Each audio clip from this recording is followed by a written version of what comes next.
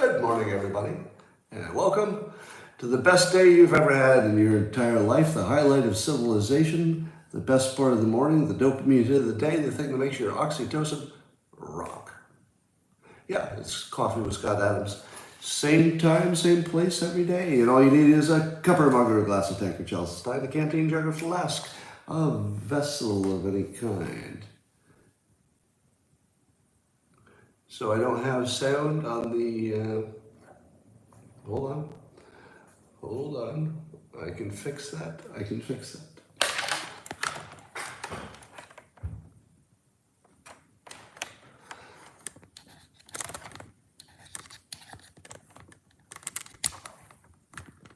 How about if I plug in the microphone, does that help?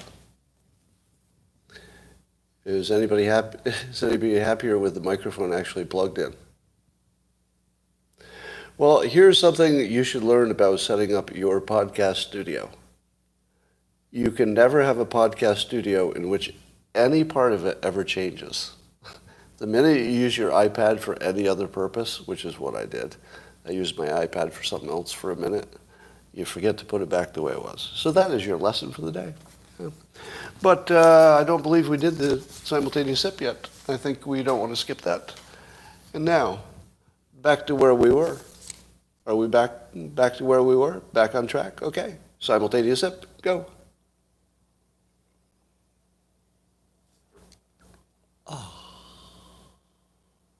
Oh, that's good. I don't know. I think it was the waiting for it that made it extra good. Well, I don't know if you heard, but there's some movement to rename monkeypox. Monkeypox. I think some people think it's racist sounding or something. I don't know. But we're going to rename it. And some of you may have seen that Tucker Carlson had a suggestion for it. I believe it's based on the fact that there is some suggestion.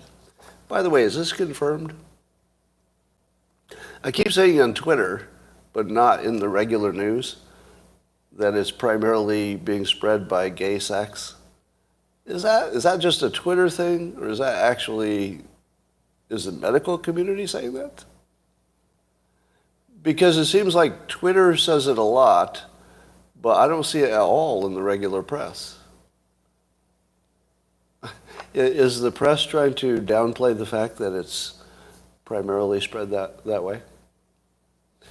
Well, thankfully we have Tucker Carlson to set us straight, because his suggestion for renaming monkeypox was schlong COVID. Schlong COVID. Now, you may say, Scott, that is somewhat offensive, possibly homophobic. To which I say, well, don't blame me, blame Tucker Carlson. I will simply point out that it's clever. Now, let me ask you this.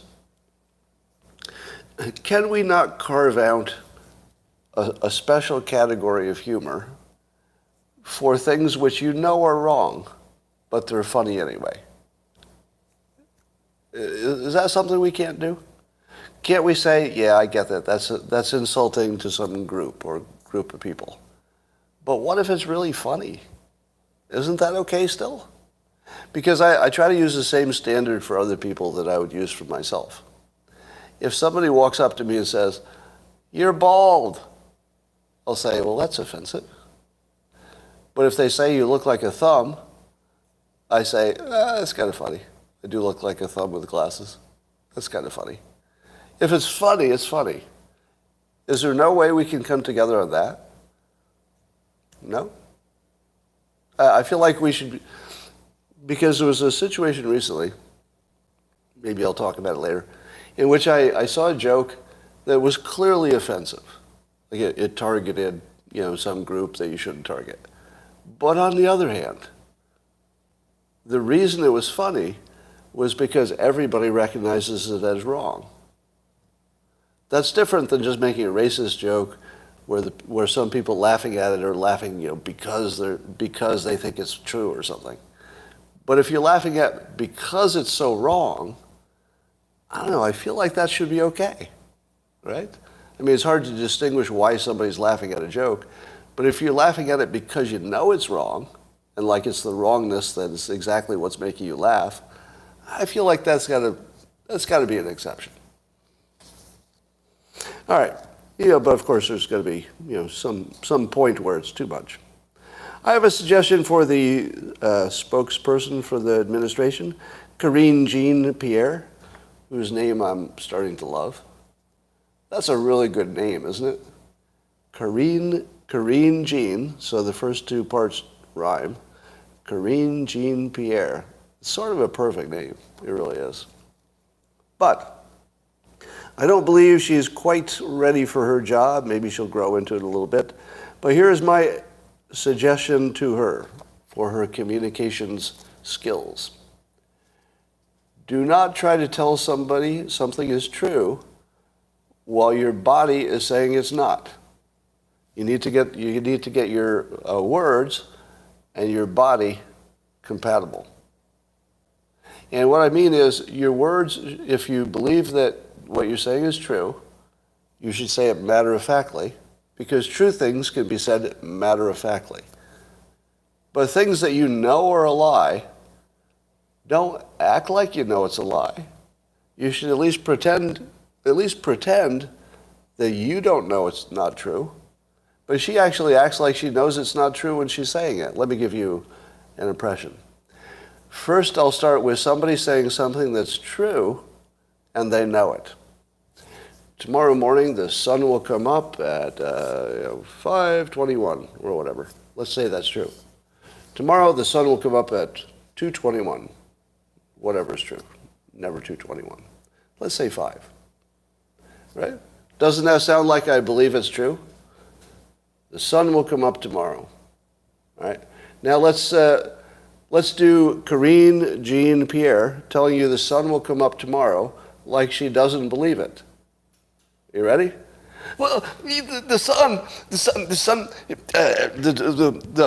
see the planet is rotating, and but the sun will come up around, but really, it might appear to you as if the world, the sun is going around the world, but really the world is stationary. Well, not really stationary, it's moving through space, but let's not talk about that. But why does she act like she knows she's lying? Am I wrong? Now, pundits make this mistake all the time on TV. I call it the pleading, begging look to factual statements. If you have a factual statement that's just a fact, say it that way. If you have a factual statement that even you don't believe, say it in that pleading voice. Well, the recession's not so bad. It's not so bad. No, recession's not bad. That's the way you say it. If you believe it, say it that way. All right, that's my advice. Here is the best potential news that probably isn't totally true, but I like telling you things that might be true that are positive. Are you okay with that? So where there's some positivity involved, I might go a little extra, give you a little extra positivity. Yeah, just because it feels good. Might not turn out. Maybe it does, maybe it doesn't, but you're going to feel good in the meantime. So that's worthwhile, right? So I saw this tweet from Ian Martisis. Now, keep in mind that he has some background and some expertise that allows him to say the following things. I have no expertise or ability to judge it. So this is the part where, well, I don't know, it might be true. Maybe it's true, maybe it's not. And it's a hypothesis. So Ian puts it forth as a maybe. It's not a statement of fact. It's a maybe. He says if you have natural immunity, but have not received a COVID vaccine, then there is a good chance recovery from a reinfection could provide you with potent antibodies that neutralizes SARS-1 and SARS-2, and all variants, MERS, and maybe even common cold coronaviruses. So in other words, if you didn't get the vaccine, but you did get infected, you might have protection from all kinds of things. But just sort of throw it in there. Now, and the argument is a technical one that I can't summarize. But the technical one is that the vaccines the vaccines prevent infection in say, a narrow way. Whereas if you actually get infected, your infection is more of a broad, protection because everything gets activated by that. That's sort of the general idiot's explanation. Now, I don't know if this is true. I also don't know if there's any difference between people who got the original vaccine, people like me, versus people who got Omicron vaccinations specifically. I would think, now this would be a question for Ian, I would think that if you got only the original vaccination and the second one, and that wore off, because they say it wears off, right? If that completely wore off and wasn't really applicable to Omicron anyway, wouldn't the Omicron infection that I did get give me all this immunity that Ian is speculating might happen? I don't know, maybe. So what would happen if the next several years we see the incidence of like regular colds and all kinds of viruses go way down? Is it possible that Omicron acts like a vaccination, like a better vaccination than the actual vaccinations? It might. Now, I don't recommend getting Omicron. It kicked my ass for a month. I mean, it really kicked my ass for a month. It was pretty rough in the exhaustion part. But maybe there's something good that comes out of it. All right, here's some more good news, maybe, or weird news. Who actually runs the country? Have you ever, or the world, I guess? Have you ever figured out, on paper it's Joe Biden and blah, blah, blah, the Congress. But when you actually look at who actually matters, when it comes to legislation, it's just Joe Manchin, right?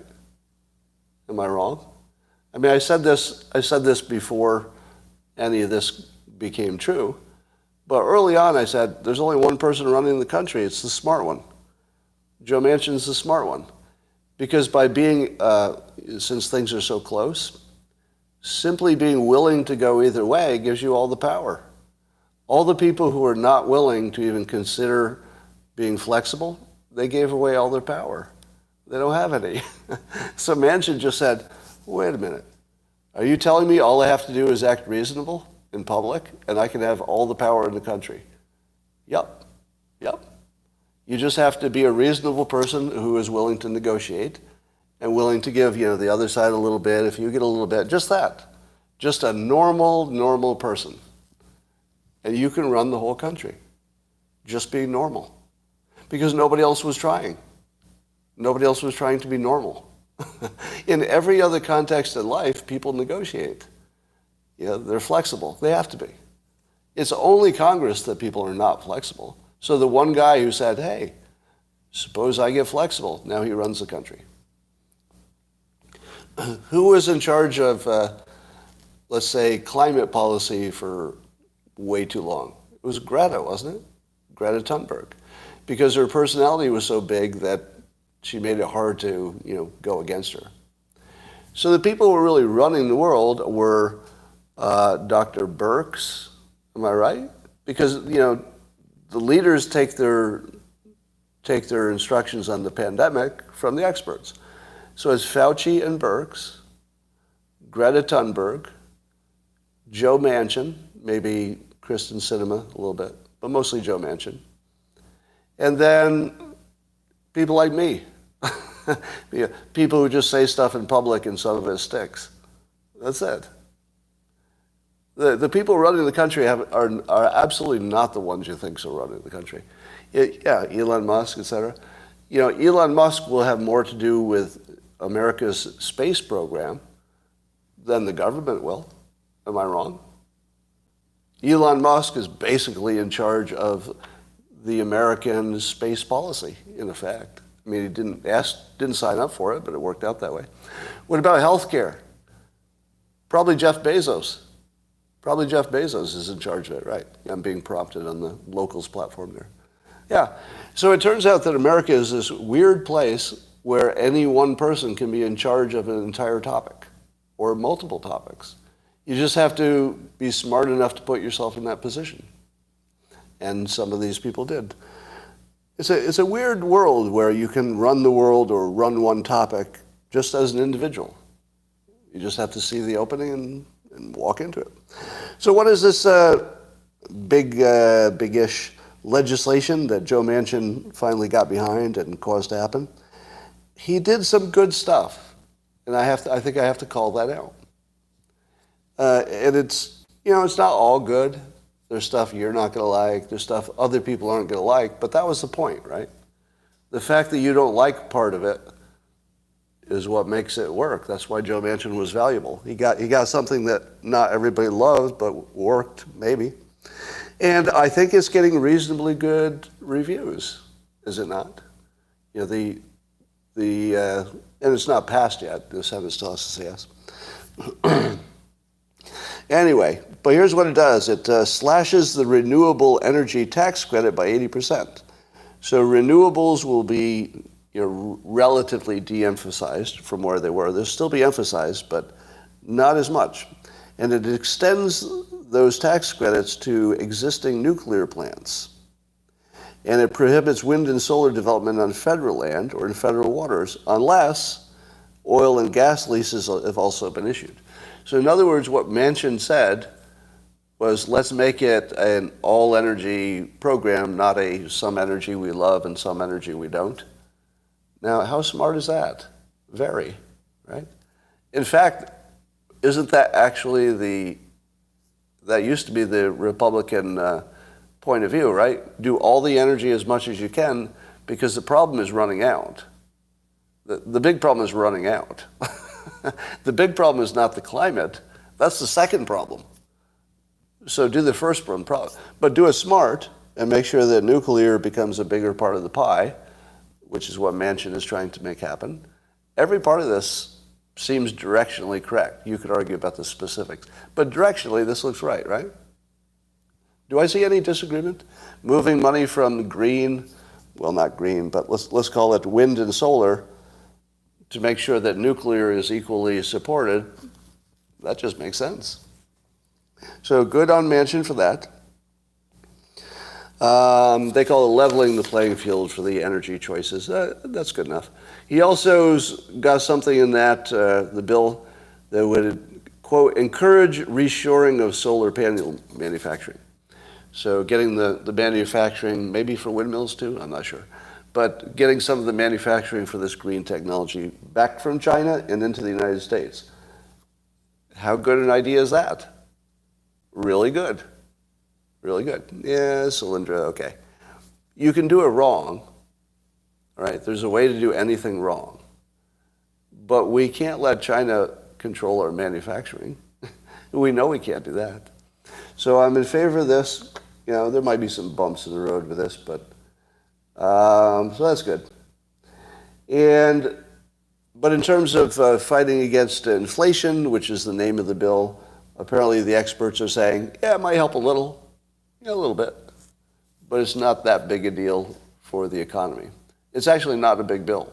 Apparently, in the grand scheme of things, it isn't even that big. But maybe something good will come out of it. So I'm going to say I feel a little bit optimistic about that. Do you? Now, it's still not passed. Anything could happen. But do you feel optimistic about the fact that this got negotiated? A little bit. Those of you saying no, why? Is it too expensive? Because the experts say it might actually bring down the deficit because there's a tax increase part of it, I guess. So it actually is supposed to reduce inflation a little bit because we need to stop spending money. I think that's a perfectly good point of view. But I would remind you that nobody knows how much debt we can handle. I don't know why. It feels like something we should be able to figure out, but nobody seems to know. So I share your concern that too much debt is dangerous. I just don't know what is too much. And this seems to be part of reducing that debt, so I don't know. Nobody likes raising taxes, but on the other hand, it did work. Didn't it work for Clinton?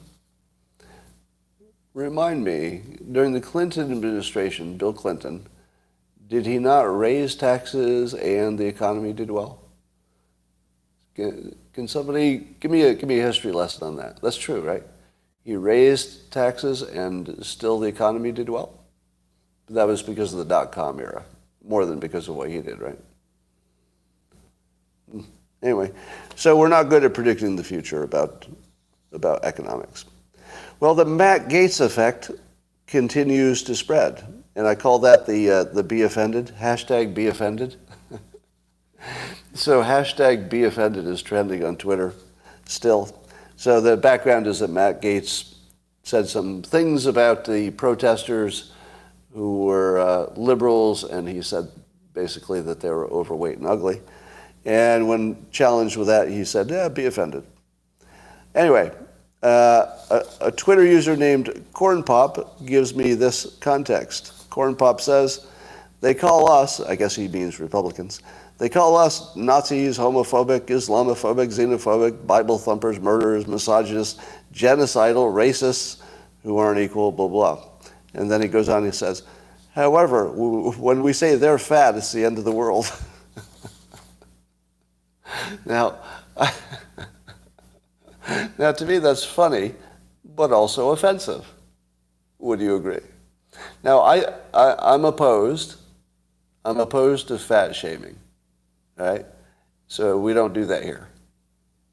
I don't do fat shaming, and the reason is I don't believe in free will.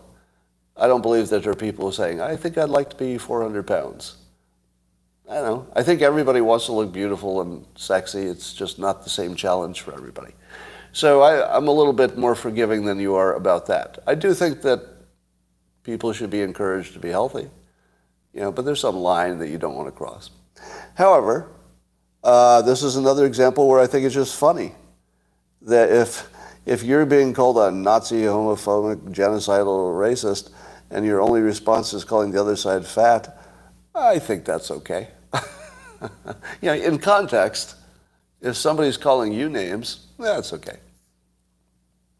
Did any of you see my little dust-up on Twitter this morning with a user named Kyle? Kyle decided to tweet at me and mention me in a tweet in a rather insulting way. Rather aggressively insulting. Kyle was surprised that I would read it and respond aggressively. Kyle did not like to be insulted, and he called me out for insulting him. To which I said, Kyle, you ignorant piece of shit. What did you think would happen when you insulted me first? Did you think I would just mute you or block you? Sometimes I do that. But you're a free punch, buddy. You're a free punch. If you insult me in public, I'm going to come at you as hard as I want to, just for fun. Just for fun. People watching say, oh, Scott's mad. Sometimes. Not today. Today was just for fun. You insult me first, you're my fucking entertainment for the rest of the day. Those are the rules. You insult me first, in public, you're my fucking bitch for the rest of the day. For free. Free entertainment. And everybody else gets to watch. So, I don't make the rules. I don't make the rules. All right? And I generally don't. Well, do I? maybe I insult people first too. It's Twitter after all. I'm sure I've done that. He has no free will, Kyle. Well, neither do I. I can't help going after him. Well, the race for Congress is tightening up. That big lead that a generic Republican had over a generic Democrat starting to close, according to Rasmussen polling. So it's getting down to a 5-point difference. So I think it had been up to a 9-point difference. People preferring a generic Republican in the midterms. But a little history lesson, it's not unusual for those gaps to completely close by election day. So no matter how big that gap is now, 9 or 5 points, by election day, it could be 0. It could be 0. So don't get too cocky about your big Republican lead if you think that's a good thing. Probably it's just going to go away toward the end. Now, it doesn't mean the Republicans won't sweep, but it'll probably be a lot closer than you think. Right? So we'll see what happens. And it is a lot of different polling organizations, so I wouldn't worry. I wouldn't worry that the pollsters are all in on some kind of a plot or anything like that. There are enough pollsters guarantee that doesn't happen. Well, are you waiting for the funniest story of the day? I know you are. NBC News reports that the Biden administration has authorized completion of the Trump-funded U.S.-Mexico border wall in an open area of southern Arizona near Yuma, where 4 wide gaps make it among the busiest corridors for illegal crossings. Okay. Now, was there anybody you know who predicted that Biden would have to adopt Trump's policies that were working? This guy. Yeah. From the very beginning, I said, he's going to have to just do what Trump did. He's just going to be forced into it in the end. So here's more in that direction.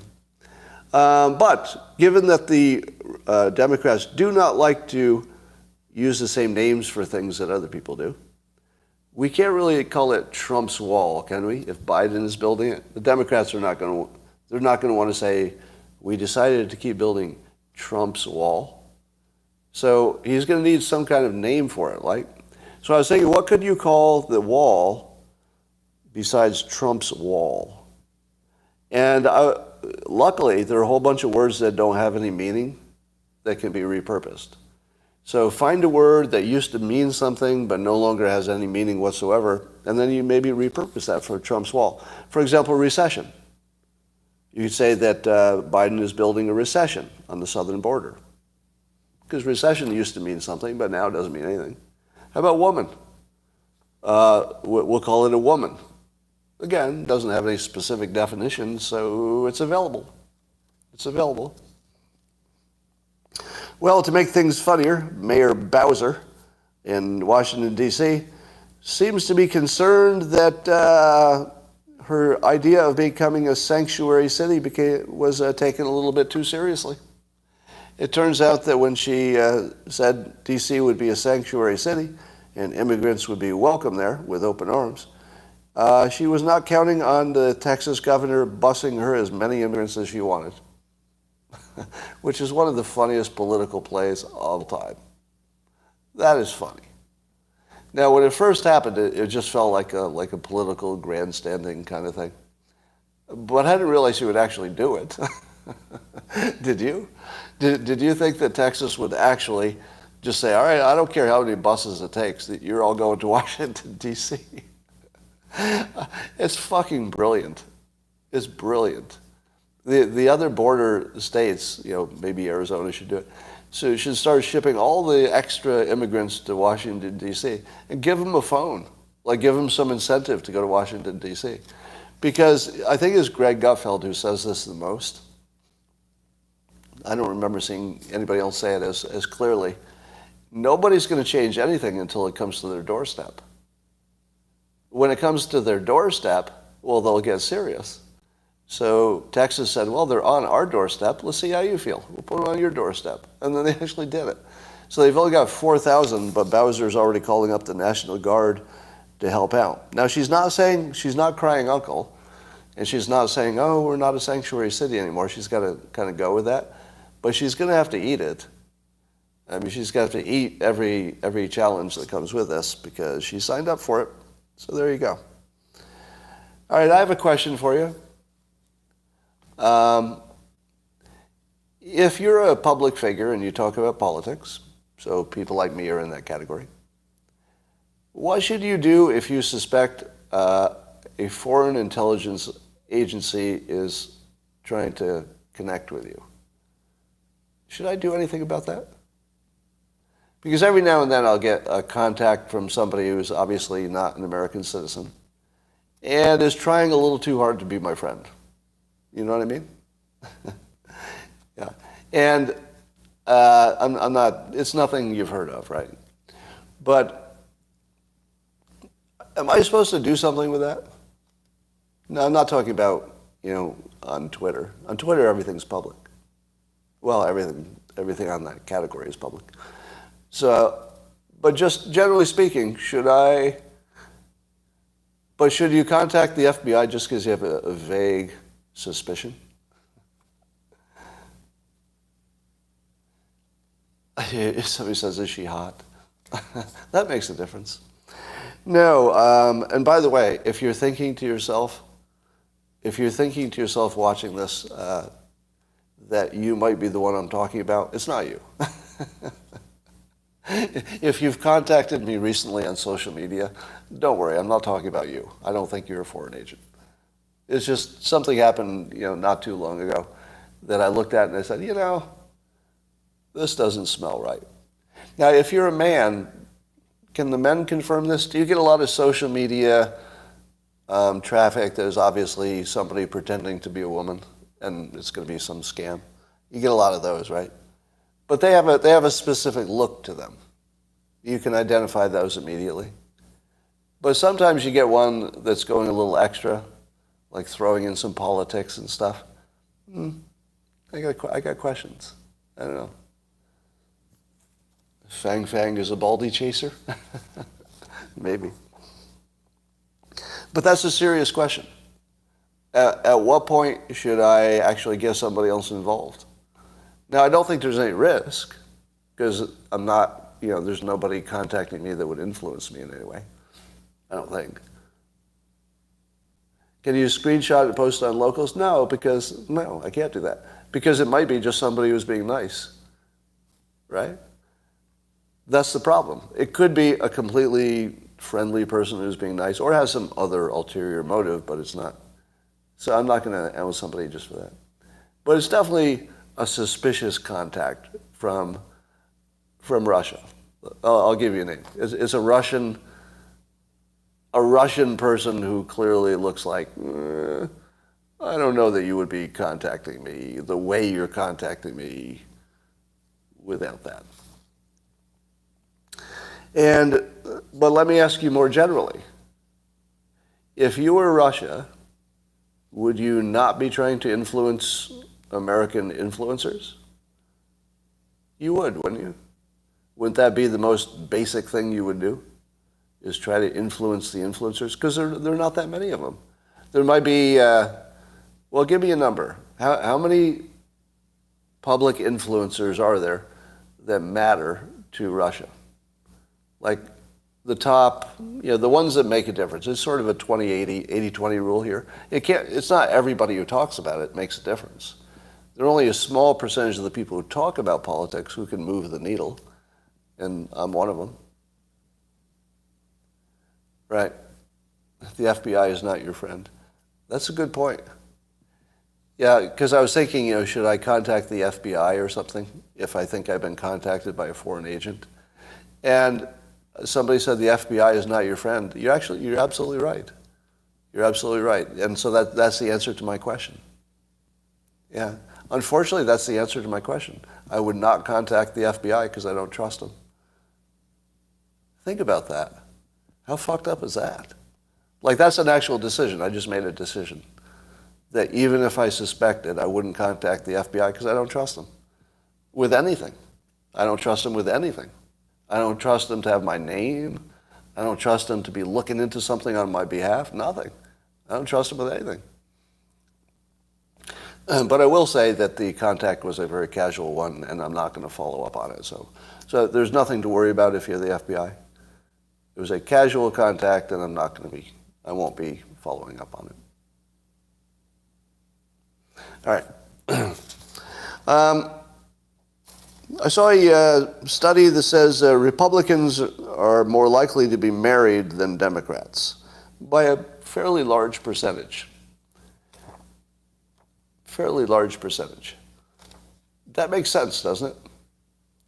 Now, but I wondered if this is really telling me what I think it is. Because it's suggesting there's something about being married that's correlated with being Republican, which is probably true. But does anybody? I haven't looked at that. Republicans are older, right? Am I right? Everybody between, seems like between 18 and 25 is probably at least 60% Democrat. Yeah. So I don't know if that's telling me something, but I don't think we can ignore the fact that the single versus married and younger versus older are pretty important elements.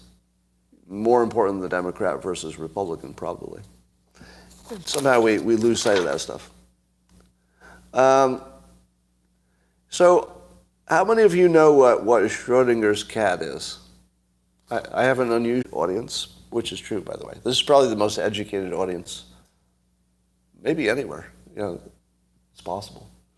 So most of you know what it is. But is there anybody who doesn't know what it is? You're all saying yes. Do you know in the general public doesn't know what Schrodinger's cat is? You know that, right? My God, how do you all know about it? I'm just seeing a few no's and all the rest are yes. You are a really educated group. I'm blown away. I'm blown away. Yeah, if you use that as a marker for how well-informed somebody is, that's like a really good one for finding out if somebody is, wrestled with some of the more interesting questions in science, for example. So Schrodinger's cat is based on the quantum physics theories that something doesn't exist until it's observed or measured. And Schrodinger said, that couldn't possibly be true. I think I'm mischaracterizing Schrodinger, but this is the basic idea. That can't be true. If those equations are true, it would mean the following, and the following can't be true. And the following was that you could take a cat, a living cat, put it in a box, seal the box so that nobody can hear it or see it, and nobody knows what's happening with the cat. Put it in the box some kind of radioactive decaying thing that is unpredictable, totally random. And then that thing, under some conditions, would trigger poison that kills the cat, and under other conditions would not. But if you're outside the box, you can never predict and never know what's happening inside the box. And Schrodinger says the equations tell us that under those conditions, the cat is both alive and dead at the same time. And so he said the equations must be wrong because that's not possible. Was it Einstein who said it? Yeah. So I got, let me confess, I got everything about that story wrong. Can you confirm that? Confirm in the comments. I got most of that story wrong, but it's close. It's like in the ballpark, right? Maybe Einstein said it. I think there's also some dispute about what Schrodinger really believed and what he meant by the experiment. So there's a popular interpretation of what he meant, but I think the actual interpretation is more subtle. However, that doesn't matter to my point. What matters to my point is that Schrodinger was proven correct. Simulation theory allows that cat to be both alive and dead at the same time. So we actually do now have a theory that is the theory of everything. Do you know how Einstein and the most important scientists have been looking forever for a theory that would tie together all the forces and it would explain why everything is everything and how it all fits together? That's done. It's done. It's called the simulation theory. Here are some of the things that quantum physics couldn't figure out and was trying to reconcile. How could it be that the cat could be both alive and dead at the same time in the box? Simulation theory. If we're software, that's easy. The software doesn't create your history until you need it. So in simulation theory, you don't need a history of what the cat had done until somebody looks at it or measures it. And then, at that point, you consolidate it into reality, or the perceived reality, and then it can build a history. But in simulation theory, what you do today creates the past. So the past doesn't always exist, except the past that was observed and measured. That past does exist. But anything that wasn't already observed and measured, what happens in the present creates that past. So not only does the past create the future, that's confirmed, but in simulation theory, the present can also create the past. Now, give me a little fact check on this because science isn't my strongest category. Is it not true that the formulas about time and the arrow of time work in both directions, and that science is a little puzzled by that? That how can the equations for time, I guess space-time, they seem to work in both directions?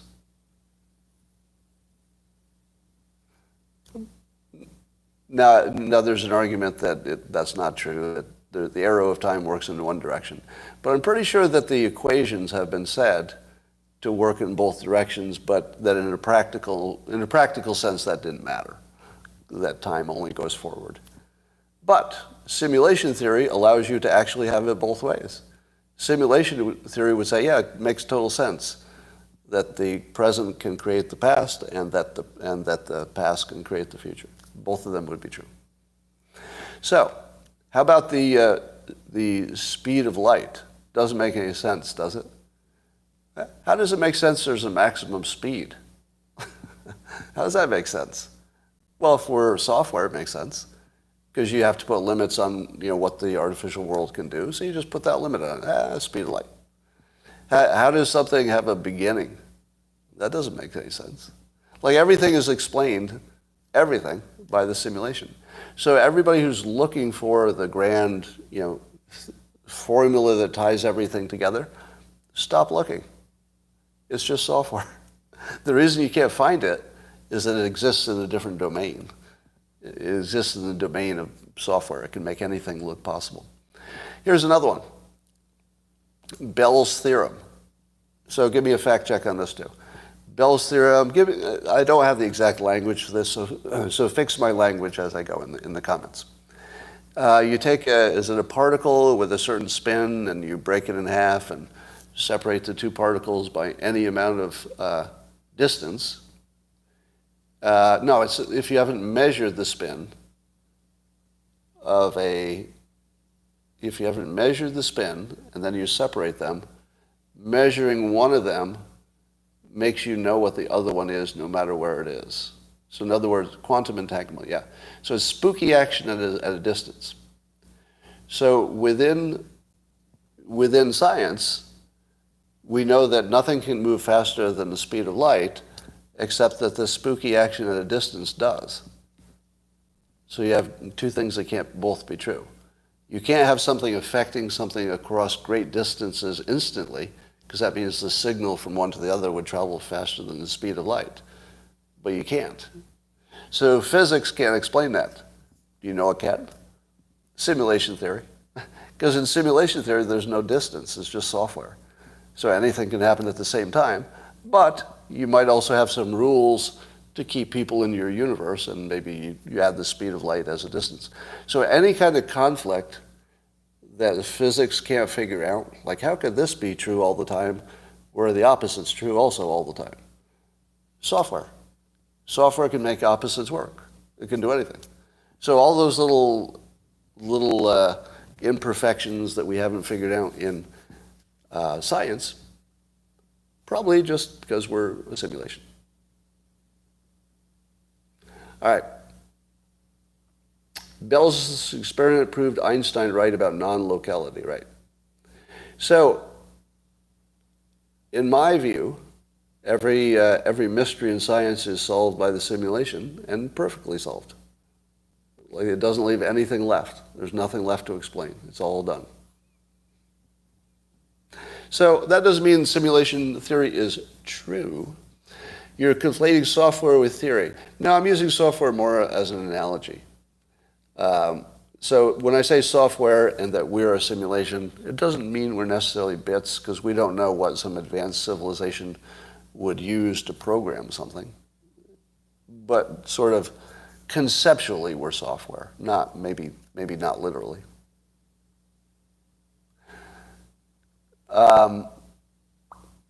It's all solved by God, somebody says. Language easily generates paradoxes. You are correct. A lot of things that look like paradoxes are probably the limitations of language. That is exactly correct. Physics can't be explained to people because when physicists try to explain their formulas, they try to turn it into words because that's what people understand. But once you change the math into words, it actually becomes nonsense. Bell's theorem, it's just nonsense in words. All right. Software runs on hardware. Well, in our universe it does. I don't know what hardware means in some other reality. But anyway, that was all a long, long way to get to this joke. How did we end up with Schrodinger's president? simultaneously alive and dead at the same time. You know what I mean. You know what I mean. Biden is technically alive. We'd all agree on that. But have you ever seen any human being who seemed more technically dead and alive at the same time? At the same time. You have not. No. No, nobody's ever been as dead and alive at the same time. And that, ladies and gentlemen, concludes some of the best live streaming you've ever seen in your young life. And may I mention how good you look today. Have you been exercising? I think you have. Here's a question for you. What happens when I've assembled the smartest audience in politics? Could get interesting. And we might already be there. Name an audience that's smarter than this one. I think Lex Friedman gets pretty smart people. Tim Ferriss gets pretty smart people. But I feel like this is among the smartest. And the other things that you don't get on other content is that we collectively work on our thinking and knowledge as we go. You see that, right? You feel it? Don't you feel like we're sort of working through things together? You see me change my opinions based on your feedback, etc. Yeah. So I feel like we're almost a collective mind that's involved in some kind of intentional self-improvement.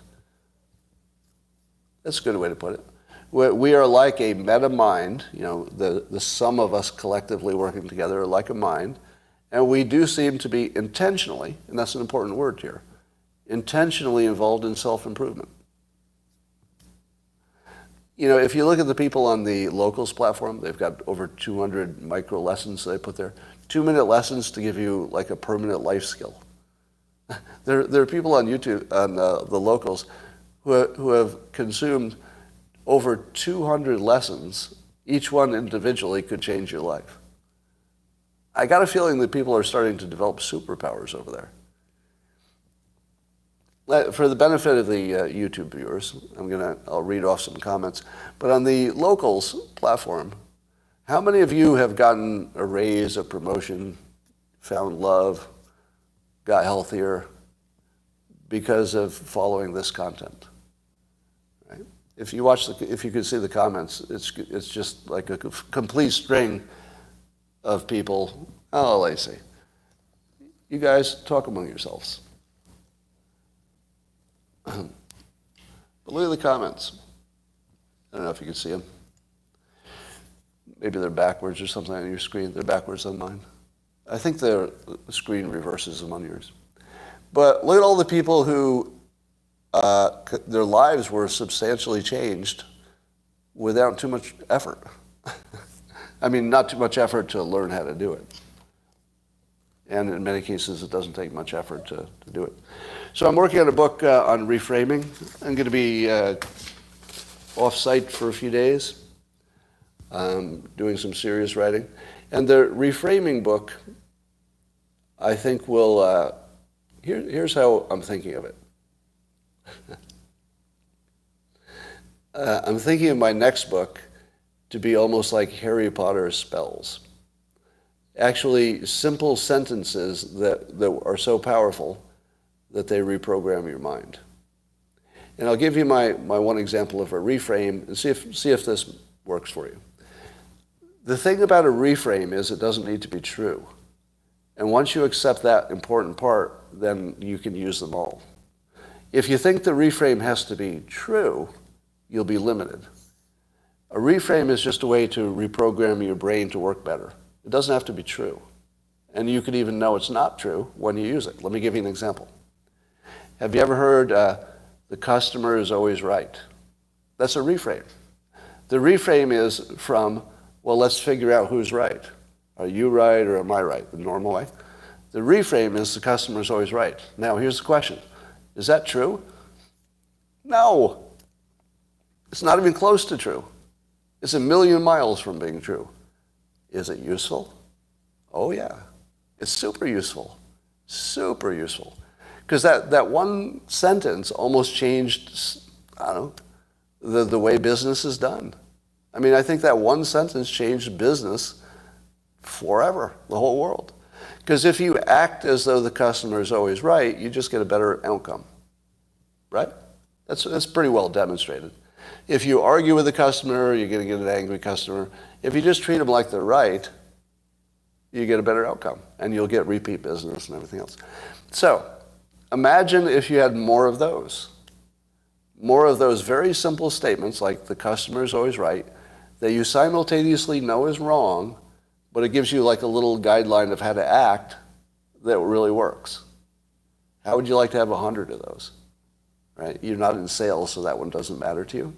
But suppose they were about your health. Here's another one. Alcohol is poison. Now, when you first hear it, you say, well, that's sort of facile, and you're not really saying anything, blah, blah. But I can tell you from experience, I don't know how many people have quit alcohol because of that sentence. The people on the Locals platform tell me all the time that one sentence, alcohol is poison, because we think of it as entertainment, right? You think of alcohol as a beverage, and you think of it as entertainment. And it is. It's also a beverage. It's also entertainment.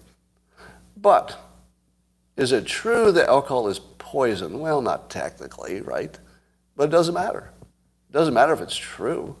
You just run that little loop in your head and it's easier to avoid it. That's it. Just run the loop, true or not, and it's easier to avoid it because avoiding poison's easy.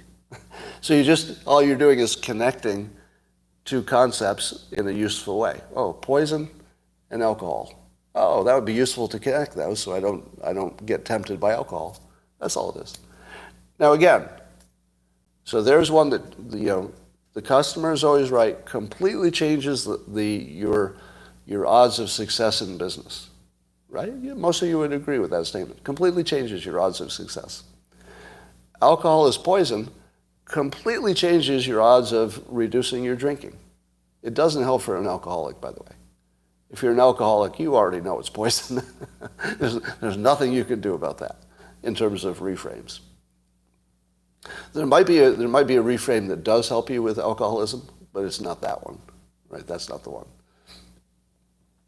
Somebody said it is helpful. Right? There's a lot of individual difference, but let me put it this way. I wouldn't sell that reframe to you as helping with alcoholism, because I think that's an oversell. I feel that would reduce my credibility if I made that claim. I'm just going to say that people who like to have too many drinks on the weekend because it's fun, it really does help them cut back. That's what they tell me. Now again, imagine having 100 of those. Right? 100 reframes that aren't true exactly, but they completely change how effective you are. So that's what the book will be. I'll have as many of those as I can. All right. Light does not have a speed is a perturbation of the ether. All right. Well, if you'd like to go back to perturbating your ether, this would be the time to do it. I've got some things to do today. And the best reframe is don't be yourself. That is a good one. All right. And that's all for today.